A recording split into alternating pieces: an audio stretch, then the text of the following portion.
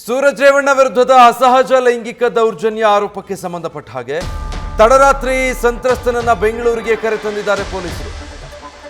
ಸಂತ್ರಸ್ತ ಹಾಸನದಲ್ಲಿ ಮೆಡಿಕಲ್ ಟೆಸ್ಟ್ಗೆ ನಿರಾಕರಿಸಿದ ಹಿನ್ನೆಲೆ ಆತನನ್ನ ಬೆಂಗಳೂರಿನ ಬೌರಿಂಗ್ ಆಸ್ಪತ್ರೆಗೆ ಕರೆದುಕೊಂಡು ಬಂದು ತಡರಾತ್ರಿ ಮೆಡಿಕಲ್ ಟೆಸ್ಟ್ಗೆ ಒಳಪಡಿಸಿದ್ದಾರೆ.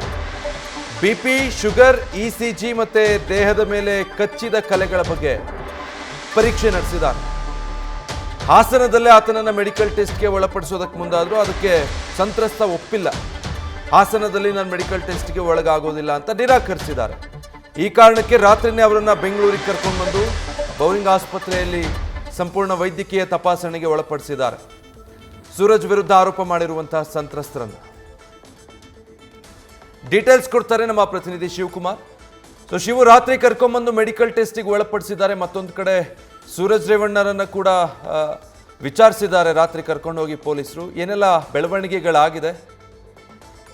ವಿಜಯ್, ಎಂಎಲ್ಸಿ ಸೂರಜ್ ರೇವಣ್ಣ ವಿರುದ್ಧದ ಲೈಂಗಿಕ ದೌರ್ಜನ್ಯ ಪ್ರಕರಣಕ್ಕೆ ಸಂಬಂಧಪಟ್ಟಂತೆ ಸಂತ್ರಸ್ತ ಯುವಕ ಏನಿದ್ದಾನೆ ಆತನನ್ನ ಹೊಳೆನರಸೀಪುರದಿಂದ ಬೆಂಗಳೂರಿಗೆ ಕರ್ಕೊಂಡ್ಬಂದು ಬೆಂಗಳೂರಿನ ಬೌರಿಂಗ್ ಆಸ್ಪತ್ರೆಯಲ್ಲಿ ಮೆಡಿಕಲ್ ಚೆಕಪ್ ಮಾಡಿಸುವಂತ ಕೆಲಸವನ್ನ ಹೊಳೆನರಸೀಪುರ ಪೊಲೀಸರು ಮಾಡಿರುವಂತದ್ದು. ತಡರಾತ್ರಿ 1:30 ಸುಮಾರಿಗೆ ಆತನನ್ನ ಬೌರಿಂಗ್ ಆಸ್ಪತ್ರೆಗೆ ಕರ್ಕೊಂಡ್ಬಂದು ಸುಮಾರು 2.5 ತಾಸುಗಳ ಕಾಲ ಆತನಿಗೆ BP, sugar, ECG, blood test, urine test ಸೇರಿದಂತೆ ಆತ ಏನು ಹೊಳೆನರಸೀಪುರ ಗ್ರಾಮಾಂತರ ಪೊಲೀಸ್ ಠಾಣೆಯಲ್ಲಿ ಒಂದು ಕಂಪ್ಲೇಂಟ್ ಅನ್ನ ಕೊಟ್ಟಿರ್ತಾನೆ.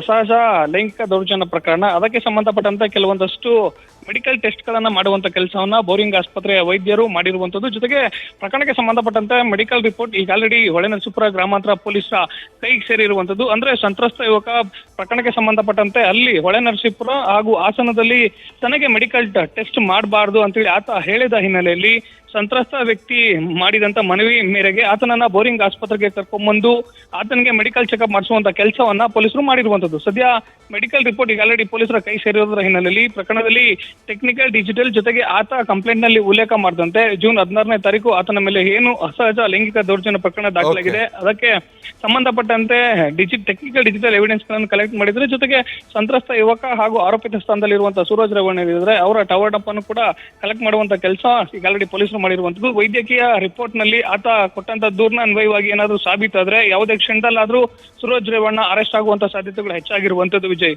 Thank you Shivakumar. News first, ನಿರ್ಭೀತಿಯಿಂದ ನಿಮ್ಮ ಪರವಾಗಿ.